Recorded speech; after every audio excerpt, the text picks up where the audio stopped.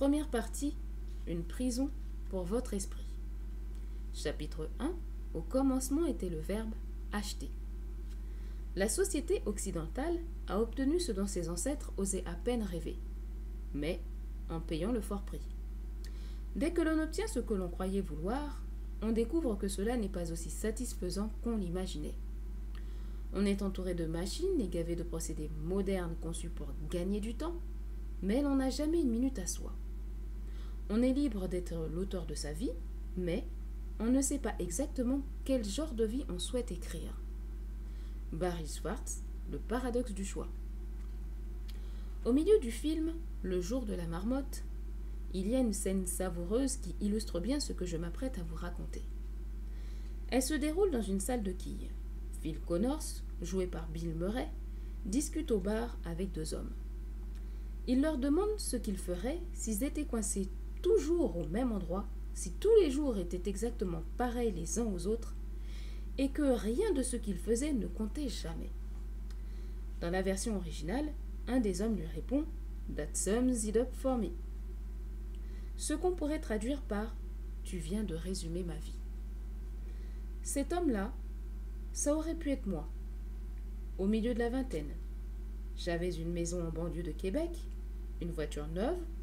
Mon conjoint de l'époque avait aussi sa voiture, un VTT ou une motoneige, ça dépendait des années. Un ordinateur, des livres, des cassettes VHS, des CD, une chaîne stéréo performante, une grosse télé, des meubles neufs, des vêtements à rendre envieux le gérant d'un grand magasin et une vingtaine de paires de chaussures. J'avais étudié à crédit, voyagé à crédit et acheté à crédit la plupart des choses que je possédais. J'effectuais tous les mois le paiement minimum sur ma carte Visa et j'achetais souvent l'épicerie avec l'espace de crédit ainsi libéré. Comme enseignante, j'avais un salaire enviable, une bonne sécurité d'emploi, un fonds de pension, mais il ne me serait jamais venu à l'esprit de mettre de l'argent de côté. J'en manquais tout le temps. Je vivais dans un rush continuel, entre la route, le boulot, l'école, les devoirs, les repas, le bain, le dodo. J'étais à bout de souffle. Mais j'avais la certitude de mener une bonne vie, une vie normale, une vie comme celle de mes collègues, de mes amis, des membres de ma famille. Quand par miracle, j'arrivais à boucler la fin du mois, avec quelques dollars en surplus, je me rendais au centre commercial. Sur le coup, ça me faisait du bien, et j'avais l'impression qu'en achetant quelque chose, j'étais en contrôle de ma vie. Car, je l'admets volontiers, il y a un effet grisant à passer à la caisse, à posséder un nouvel objet. On a l'impression qu'on vient d'améliorer son sort, ce qui nous procure du plaisir. Un plaisir, malheureusement, qui ne dure pas. Je me souviens qu'à l'époque, la sensation d'euphorie durait à peine le temps de revenir à la maison. La chose que je venais d'acheter se retrouvait au fond d'une armoire ou d'un tiroir, et la course, elle, recommençait. On peut dire sans exagérer que j'étais un membre très impliqué de la société d'hyperconsommation. Je croyais dur comme fer qu'il s'agissait de l'unique manière de vivre, et j'aurais été bien incapable de voir qu'il s'agissait d'une simple convention.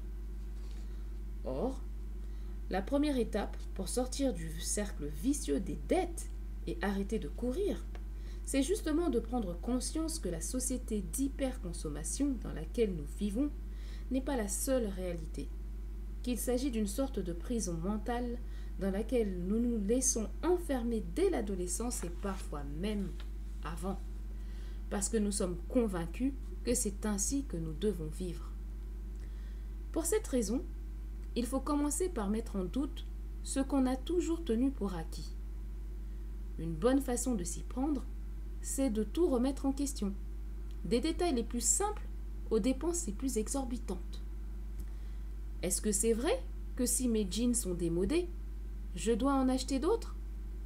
Est-ce que c'est vrai que si ma voiture a 5 ans d'âge, il est temps d'en acheter une neuve pour éviter de tomber en panne?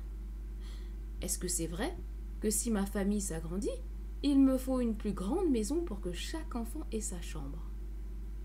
Ce genre de questionnement permet de nous rendre compte que notre perception de la réalité n'est pas objective ni immuable. Et contrairement au singe de l'introduction, incapable de lâcher son butin pour sauver sa peau, tout être humain est capable de changer sa façon de penser et d'agir quand cela devient nécessaire.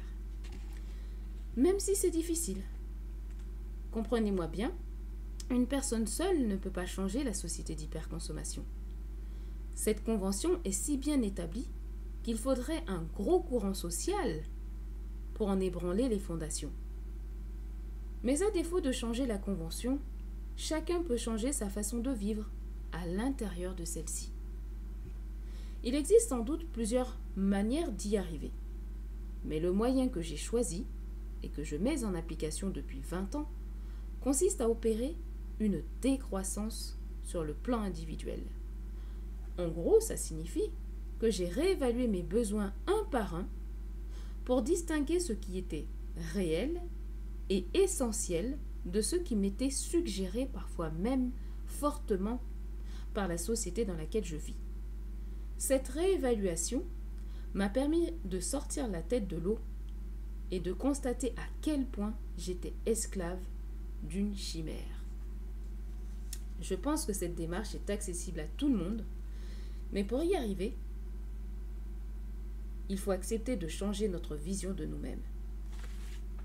Est-ce que je suis ce que j'achète ? La réponse est non. Quoi qu'en dise la publicité, nous sommes tous beaucoup plus grands que ça. En prendre conscience et agir en conséquence produit 3 effets secondaires positifs. Tout d'abord, on se retrouve soudain avec de l'argent dans les poches et du temps libre à son agenda. Ensuite, on diminue son empreinte écologique, car en achetant moins, on produit moins de déchets et on réduit sa contribution au transport des marchandises. Le 3e effet secondaire ressemble à un tour de magie. On se met tout à coup à synthétiser du bonheur. Un bonheur durable et non pas ce plaisir fugace qu'on ressent quand on achète quelque chose. Voir la société d'hyperconsommation pour ce qu'elle est, une convention, ne s'est pas fait tout seul. Ça exige du temps et des efforts. Mais quand la dernière dette a été payée, qu'on apprécie vraiment les choses qu'on a, et qu'on trouve enfin du temps à consacrer aux activités et aux gens qu'on aime, on se demande comment on a pu vivre si longtemps dans une prison imaginaire.